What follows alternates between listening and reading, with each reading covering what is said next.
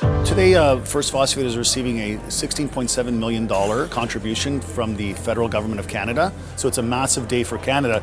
It means that we might be looking at a very new industry here to supply not only Canada and the rest of the world, all of our allies, with the critical minerals that go into LFP battery. Absolument, le fait que le gouvernement canadien ait rajouté le phosphate à la liste des matériaux critiques offre des possibilités de soutien additionnel de la part du gouvernement canadien à ce projet important. You have the Belgian institutions, the European institutions, Canadian institutions.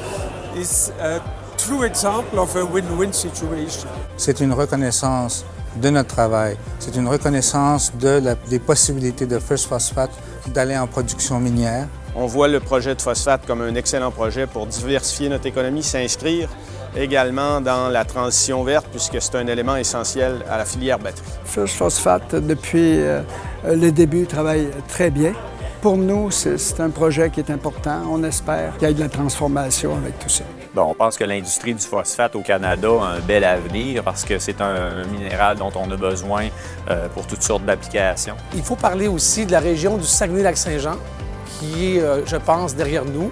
Jusqu'à maintenant, on a reçu des appuis extraordinaires des voisins, des décideurs, des maires, des préfets. Le Saguenay-Lac-Saint-Jean va se positionner comme leader en termes de hub LFP et First Phosphate, avec ses projets d'extraction, de transformation et de production de poudre LFP éventuellement, vient consolider tout ce...